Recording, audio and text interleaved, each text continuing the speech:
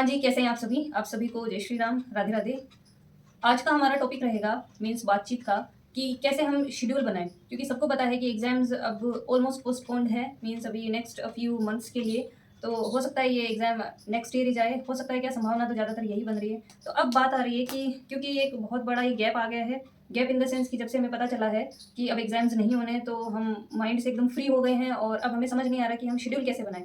तो मेन चीज़ आती है यहाँ पे शेड्यूल बनाने की और 1-2 बहनों के मैसेजेस आए थे कि स्टार्ट कहाँ से करें और सिलेबस क्या है, कैसे करें? तो देखिए आपको सिलेबस अगर समझना है, तो सबसे पहले आप एक काम करिए कि साइट पे जाइए आरपीएससी की, वहाँ से सिलेबस निकालिए, ठीक है? या आपके कोई भी टच में है, तो जो भी इसकी असिस्टेंट प्रोफ़ेसर की तैयारी कर रहा है या कर रही है, तो वो आपको सिलेबस प्रोवाइड करवा देंगे। तो सबसे पहले आप अपना सिलेबस देखिए, सिलेबस में टॉपिक वाइज़ एक-एक चीज़ दी हुई है, आपको सिर्फ़ वही करना है। पहले आपको अपना सिलेबस सामने रखना है, उसकी एक-एक चीज़ को समझना है। अब बात रही इस पे थोड़ा-सा हम बाद में आते हैं वापस, अब बात करते हैं हम शेड्यूल की, तो शेड्यूल कैसे बनाना है? अब देखिए यहाँ पे किसी तरीके का कोई बहाना नहीं चलेगा कि हम जॉब भी कर रहे हैं, हम बच्चे भी सँभाल रहे हैं, हम घर भी सँभाल रहे हैं और हम टाइम नहीं निकाल रहे हैं। क्योंकि मैं आपसे केवल इतना ही कमिटमेंट चाहती हूँ मेरी इस छोटी-सी फैमिली से कि आपको 4 घंटे मात्र निकालने हैं। क्योंकि हमारे पास हमें ये तो पता है कि आने वाले 5-6 महीने हमारे पास हैं, वो हमारे ही हैं और हमें ही उनको मैनेज करना है। तो मेरा आपसे इतना ही रिक्वेस्ट है, आप तैयारी करिए, तैयारी को छोड़ना नहीं है। प्लीज़ उसको छोड़ देंगे तो फिर एग्ज़ाम के टाइम पे आप पे बहुत बर्डन आने वाला है। तो आपसे मुझे केवल 4 घंटे चाहिए शुरुआत में फॉर द फर्स्ट मीन्स कह सकते हैं कि 1 वीक के लिए और 2 वीक्स, ठीक है? तो 10-15 दिनों में आपका शेड्यूल एकदम सेट हो जाना चाहिए। उसके लिए आपको करना क्या है, अर्ली मॉर्निंग ही टाइम निकालना पड़ेगा। आप जॉब भी कर रहे हैं, जैसा कि मेरे साथ भी यही दिक्कत है कि अब जहाँ पे मैं पढ़ा रही थी लास्ट ईयर, वहीं से वो वापस मुझे फ़ोर्स कर रहे हैं, तो हो सकता है मैं 1-2 दिन में जॉइन भी कर लूँ। तो आप देखिएगा मेरे पास कितनी रिस्पॉन्सिबिलिटीज़ होती है। मीन्स जॉब भी होगा, घर भी होगा, बच्चा भी छोटा है और फिर पढ़ाई और फिर अदर कुछ चीज़ें भी करनी होती है मुझे क्योंकि मुझे थोड़ा लाइफ़ में कुछ चेंज चाहिए, तो उसके लिए कुछ अलग चीज़ें मेरे से अपने आप ही होती हैं। वो कैसे होती है, क्या होती है, मैं आपको शेयर करती जाऊँगी, इसीलिए मैंने ये चैनल बनाया है, जिसके माध्यम से मैं चीज़ें शेयर कर दूँगी। लेकिन आप चाहे जॉब कर रही हैं, आप चाहे गृहिणी हैं, आप चाहे जॉइंट फैमिली में हैं, आप चाहे न्यूक्लियर फैमिली में हैं, आपका बच्चा चाहे छोटा है, आपके बच्चे चाहे बड़े हैं, आपके हस्बैंड अच्छे हैं या उतना सपोर्टिव नहीं है, मतलब ये कोई भी तरह के एक्सक्यूज़ेज़ अब नहीं चलेंगे, इनको आप साइड में रखिए, ठीक है? क्योंकि अपने-अपने स्तर की अपने-अपने तरह की प्रॉब्लम्स सबके साथ है, सबके साथ दिक्कतें हैं। मैं आपके साथ हँस हँस के एकदम अच्छे से अपने आप को प्रेज़ेंट कर रही हूँ आपके सामने अभी। इसका मतलब ये नहीं कि मेरे लाइफ़ में दिक्कतें नहीं हैं। तो दिक्कतें आप सभी की लाइफ़ में हैं, उन सबको साइड में रखते हुए आपको अपना जो एम है, जो लक्ष्य है, उसके पीछे रहना है। और मैं ये नहीं कर रही हूँ कि मैं यहाँ पे बात सिर्फ़ एपी की तैयारी की कर रही हूँ। First grade, second grade, third grade या कोई भी एक्स, वाई, जेड जितनी भी आप एग्ज़ाम्स की तैयारी कर रहे हैं और जितने भी लोग यहाँ पे जुड़े हुए हैं, हो सकता है आप केवल एपी के तो नहीं होंगे और भी तरह-तरह के होंगे।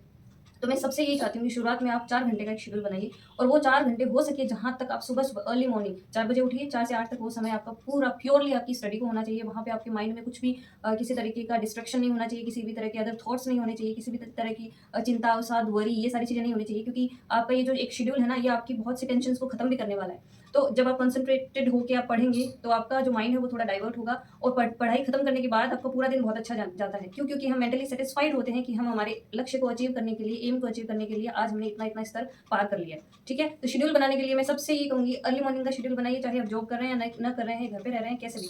और मान लीजिए आप सुबह अर्ली मॉर्निंग क्योंकि देखिए नाइट में ऐसा होता है कि 10-11 बजे अमूमन लोग सोने चले जाते हैं और मेरे जैसे ऐसे भी लोग हैं जो 12-12 बजे तक नहीं सो पाते हैं और स्पेशली ये उन लोगों के साथ हो रहा है जिनके बच्चे छोटे हैं। जैसे मेरा बच्चा है तो उसका शेड्यूल अब बना है जब वो स्कूल जाने लगा है, जब वो 3 साल का हो गया। आपका बच्चा अगर 3 साल से छोटा है तो मैं यही कहूँगी कि उसको पूरा टाइम दीजिए अगर आप ही हैं सर्वे सर्वा वहाँ सब कुछ करने वाली। ठीक है? मतलब आपके हस्बैंड है तो वो तो काम करते होंगे, घर से बाहर चले जाते होंगे, तो पीछे सँभालने वाले सिर्फ़ और सिर्फ़ होल एंड सोल आप ही हैं बच्चे के लिए। तो मैं यही कहूँगी कि ढाई 3 साल तक बच्चे की केयर करिए, उसको फ्रस्ट्रेटेड वे में किसी भी तरीके से उसको फेस मत करिए क्योंकि होता क्या था मेरे साथ भी जब वो पिछली बार जब मैं तैयारी कर रही थी, तो वो करना ना करना एक बराबर ही था। 1 डेढ़ महीने तैयारी हुई थी मेरी, तो उसमें भी जब मैं बैठती थी और वो भी तैयारी तब हुई जब मेरी सिस्टर आ गई थी। उससे पहले मैं जब भी बुक्स वगैरह लेके बैठती तो आप में से बहुत एक आधे जने बहनों ने मुझे किया भी था कि मैं जब भी बैठती हूँ, बच्चा है आता है, मेरी नोटबुक वगैरह छीना-झपटी कर लेते हैं। भले ही हम उनको उनकी मटेरियल दे देते हैं, उनको एक नोटबुक दे दी, उनको पेंसिल दे दिया, उनको दे दिया कलर्स वगैरह, लेकिन फिर भी वो आप पढ़ रहे हैं उस पे आएँगे। फिर एक दिन मेरे साथ ऐसा हुआ कि मैंने उसको थप्पड़ मार दी, अपने बच्चे को। हालाँकि वो बहुत ज़्यादा तेज़ नहीं था, मतलब धीरे ही था, लेकिन बच्चे के पॉइंट ऑफ व्यू से वो थोड़ा था। तो उसके बाद मैंने बुक्स रख दी हमेशा के लिए इन द सेंस कि जब तक कोई मेरे पास नहीं आ जाता। क्योंकि वो वाला दिन मुझे आज भी याद है कि मैंने अपना फ्रस्ट्रेशन बच्चे पे उतारा। हालाँकि उसको कोई किसी भी तरीके का हार नहीं हुआ, वो रोया भी नहीं था। लेकिन मुझे ऐसा फ़ील हुआ कि मैंने बच्चे को मारा। तो वो वाली चीज़ नहीं होनी चाहिए। इसलिए मैं आपसे रिक्वेस्ट कर रही हूँ कि ढाई 3 साल तक का जब तक बच्चा नहीं हो जाता आप उसको सँभालिए। हाँ, उसके पीछे उसके दादी-दादा कोई भी है, चाचा-चाची, मामा-मामी कोई भी एक्स, वाई, जेड कोई रिलेटिव्स हैं, तो अगर वो सँभालते हैं तो उनको सँभालने दीजिए। फिर आप पढ़ सकते हैं।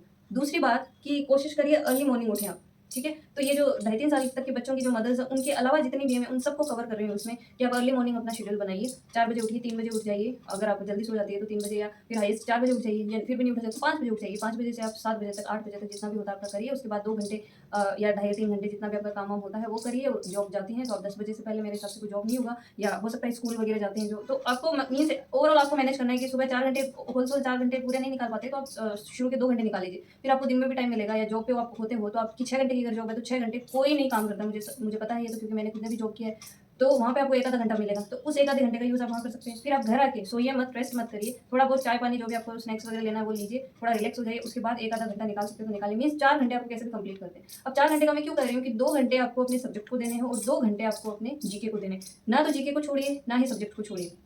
और जिन्होंने अभी-अभी हाल-फिलहाल में ही शुरू किया है तैयारी करनी, या जो सोच रहे हैं कि अब हमें शुरू करनी है क्योंकि पेपर तो आगे होगा, और ये भी सोच रहे हैं कि हम इस दरमियान नेट भी क्लियर कर लें, और तो अच्छे से तैयारी करिए, क्योंकि नेट की अगर आप तैयारी करेंगे तो आपकी सब्जेक्ट की तैयारी होगी, लेकिन जीके की तैयारी करेंगे तो आपको ओवरऑल पूरे पेपर की तैयारी होगी। ठीक है? तो ये अपना रहेगा शेड्यूल। अब आती है बात, मैंने आपको कल ही ये शेयर किया था कि ज्योग्राफी पढ़ना शुरू कर रहे हैं, और ज्योग्राफी में एक लिंक भी मैंने सर का प्रोवाइड करवाया था। हो सकता है वेरी करे आपने किसी और टीचर से पढ़ा हो और वो उनसे भी अच्छा पढ़ा रहे हों। तो मैंने अभी इतने I have not gone through so many YouTubers, है ना, जो टीचर्स हैं मैंने इतने देखे नहीं है, लेकिन जो मुझे अच्छे लगे वो मैं शेयर कर रही हूँ। तो उनमें वो वाले अच्छे थे, एक मधुसूदन सर है जिनको मैं हमेशा आपको कहती हूँ, तो वो वाले सर है। तो इन 2 को पढ़ लीजिए, आपको मेरे हिसाब से कहीं और जाने की जरूरत नहीं। बुक्स वगैरह के लिए मैंने बातचीत वीडियो में जीके के पेपर के लिए बुक्स सारी हर सब्जेक्ट की मैंने वहाँ पे आपको शेयर की है। अगर आपने नहीं मंगवाई है और आप न्यू कमर हैं, आप नए हैं इस फील्ड में, तैयारी करने वाले फील्ड में और मंगवाना चाहते हैं, तो वो बेसिक बुक्स है, उनको मंगवा लीजिए, कोई दिक्कत नहीं है। और बहुत ज़्यादा बुक्स के चक्कर में भी मत पड़िएगा। 1 या 2 बुक मेरे हिसाब से काफ़ी है। 1 बुक रख लीजिए और एक गाइड, जैसे लक्ष्य की होगी। लक्ष्य की मुझे अच्छी लगती है, पूरा मटेरियल ऑलमोस्ट कवर कर लेती है, तो कोई दिक्कत नहीं है करंट के अलावा। तो आप बुक्स हो गई आपके पास आपका सिलेबस हो गया, ठीक है, सिलेबस निकल गया। अब आप बताइए आपको प्रॉब्लम कहाँ थी? कोई प्रॉब्लम नहीं है। ज्योग्राफी से हम शुरू कर रहे हैं, तो जैसे-जैसे मैं करती जाती हूँ अपनी तरफ से, तो मैं कोशिश पूरी कर रही हूँ गाइड करने की, जो नए हैं उनके लिए, और जो पुराने हैं जिन्होंने पढ़ चुके हैं उनको तो सिर्फ रिवीजन ही करना है, तो मेरे साथ-साथ रिवीजन कर लीजिए आप। होना ये है कि जब हम इतना ये सब इसलिए कर रहे हैं कि एग्ज़ाम के टाइम हमारे पास हमारे दिमाग पे इतना बर्डन ना रहे। उस टाइम अगर हमारे पास कोई हेल्प भी नहीं होगी, मतलब मदर, सिस्टर, कोई सास या कोई भी XYZ, मतलब जैसे हम अकेले रहते हैं, मैं, मेरे हस्बैंड और मेरा बच्चा, तो उस टाइम क्या होगा, एकदम से डिस्ट्रेस में हम नहीं आएँगे, टेंशन में हम नहीं आएँगे कि किसी की हेल्प होती तो हम और ज़्यादा पढ़ लेते। हमें हमारा टारगेट ये है कि हमें शुरू से ही, चाहे 6 महीने बाद पेपर हो, 5 महीने बाद हो, चाहे 8 महीने बाद पेपर हो, हम शुरू से ही इसको इतना-इतना ही इस तरीके से कवर कर रहे हैं कि एग्ज़ाम के आने से 2 महीने पहले तक हमारा सिलेबस कवर हो जाए, और उन 2 महीनों में हम अपना बेस्ट दे सकें कि जितना भी एमसीक्यू सॉल्व करने हैं, हम अभी जो तैयारी करेंगे इसमें हम एमसीक्यूज़ भी सॉल्व करेंगे, और कहाँ-कहाँ से मैं सॉल्व करती हूँ वो भी मैं आपको बताती जाऊँगी। तो आपको किसी भी तरह की टेंशन की कोई ज़रूरत ही नहीं है। सारे एफर्ट्स मेरे लगने हैं, सारी जितने भी टेंशन्स लेनी है, कहाँ से मैं आपको प्रोवाइड करवाऊँ, कैसे करवाऊँ, वो सारा मैंने करना है। तो आपको तो मेरे साथ चलते हुए सिर्फ पढ़ाई करनी है। तो मैं आपसे रिक्वेस्ट कर रही हूँ, अगर आप सीरियस है अपने एम के लिए, और वो एम आपका टीचिंग का हो सकता है, एम आपका किसी अदर जॉब का हो सकता है, उसमें जो कुछ भी है, अगर आप ये वाला सिलेबस आप कवर कर रहे हैं, और या ये वाला सिलेबस आपकी उस तैयारी में शामिल है, तो आप इसको लेके साथ चलिए।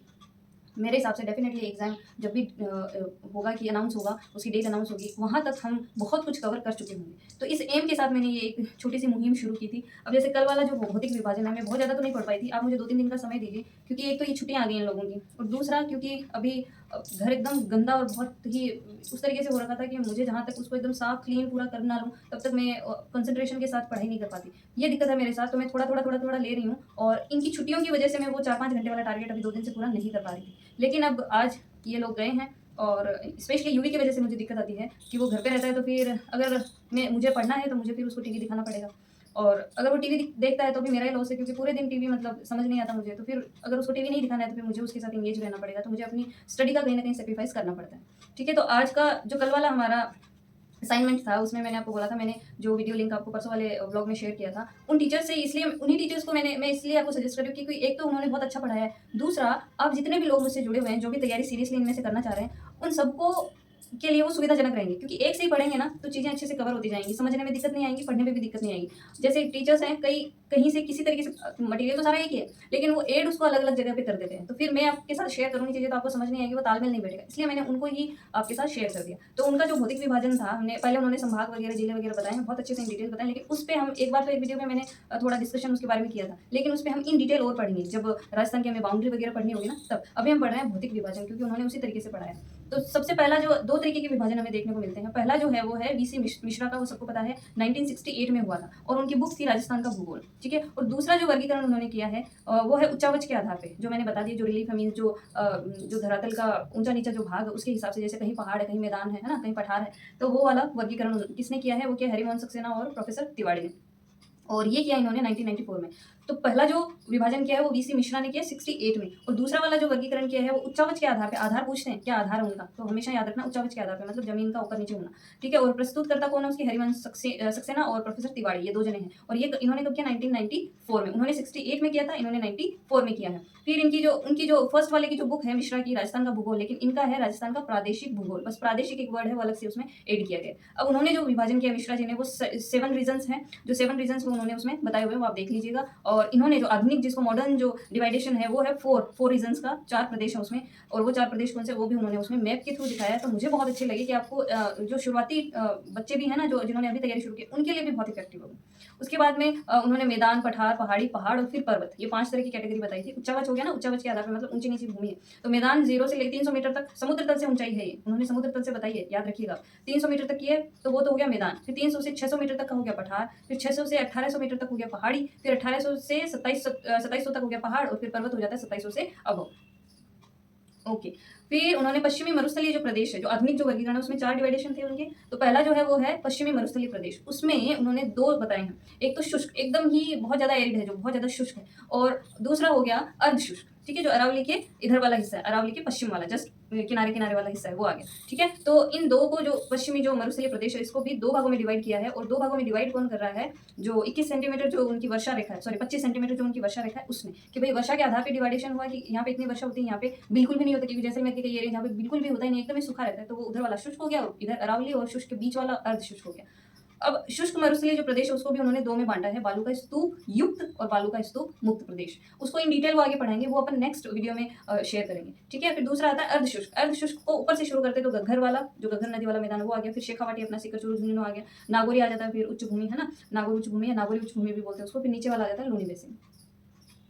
फिर आता है अरावली पर्वतमाला, ठीक है। अब अरावली पर्वतमाला में ज्यादा कुछ नहीं है, ऊपरी वाला उत्तरी, फिर बीच वाला मध्य, और फिर नीचे वाला दक्षिणी। फिर नेक्स्ट आ जाता है पूर्वी मैदानी प्रदेश, जो अरावली के जस्ट पूर्व में है और हाड़ौती के बीच में है, तो वो पूर्वी मैदानी प्रदेश आ गया। तो उसके अंदर एक तो हो जाता है बनास और बाणगंगा का मैदान, फिर इधर वाला आ जाता है चंबल का मैदान, नीचे वाला माही का मैदान, ठीक है। तो ये 3-4 नदियां हैं, तो नदियों के हिसाब से क्यों, क्योंकि इस रीजन में नदियां ज्यादा है। फिर लास्ट आ जाता है दक्षिण पूर्वी पठारी प्रदेश, क्योंकि वो पठार है ना, हाड़ौती का पठार अभी आ जाता है उसमें। तो 2 हो गया, ऊपर वाला जो हिस्सा है धौलपुर करौली और इधर वाला सवाई माधोपुर, ये वाला हिस्सा आ गया विंध्यन कगार, और नीचे वाला जो हाड़ौती आ गया पठार, हाड़ौती का जो पठार है उसमें बूंदी कोटा, बारह और झालावाड़, ये चारों आ जाते हैं। तो ये हो गया। अब जो क्षेत्रफल है इस वाले एरिया का, मरुस्थलीय जो एरिया है उसका 61.11, मतलब सबसे ज्यादा, ठीक है। और सबसे ज्यादा होते हुए भी यहाँ पे जनसंख्या जो है वो सिर्फ और सिर्फ 40% है।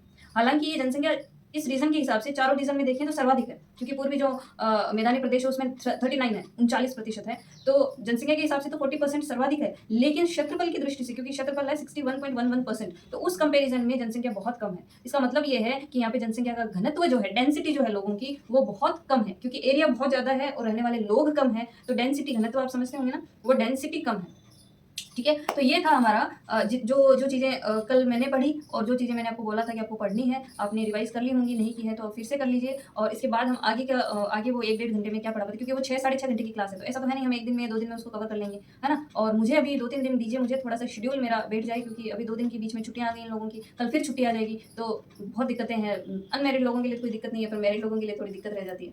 तो चलिए मिलती हूँ मैं आपको नेक्स्ट वीडियो में। शेड्यूल आपको मैंने बता दिया, इस तरीके से बनाइए, और बनाइए, ढीले मत पड़िए इस बात में, बनाइए। और सिलेबस का जहाँ बात था कि सिलेबस समझाने का, और तो सिलेबस को ऐसा है कि फिलहाल अपन ज्योग्राफी पढ़ रहे हैं तो ज्योग्राफी को पढ़िए। सब्जेक्ट का तो आपको समझ आ ही जाएगा, आपका सब्जेक्ट है खुद का, तो उसमें तो कोई दिक्कत नहीं है, टॉपिक सारे लिखे हुए होते हैं उसमें, कैसे कैसे क्या क्या पढ़ना है। और जीके वाला जो है सिलेबस, ये एक आधे जनों ने मुझे मैसेज किया था, तो जीके वाले सिलेबस के लिए यही है कि ज्योग्राफी पढ़ रहे हैं अपन अभी, और इसमें हम ज्योग्राफी का भौतिक विभाजन पढ़ रहे हैं, मतलब जो राजस्थान है उसकी पूरी भूमि को, उसके पूरे लैंड को तो 3-4 भागों में बांटा गया है, क्योंकि अगर नहीं बांट के पढ़ेंगे तो हमें चीज़ें समझ नहीं आएगी, क्योंकि यहाँ की जलवायु कैसी होगी, यहाँ की सॉइल कैसी होगी, मृदा कैसी होगी, तो ये चीज़ें हमें बांट के पढ़ने से ही समझ आएंगी, है ना।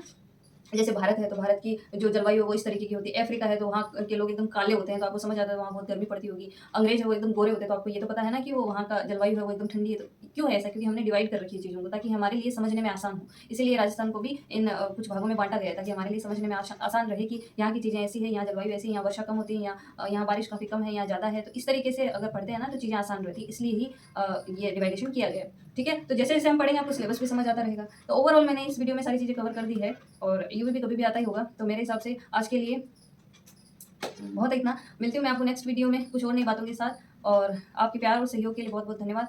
नेक्स्ट वीडियो में मिलती हूँ, तब तक के लिए जय श्री राम, राधे राधे।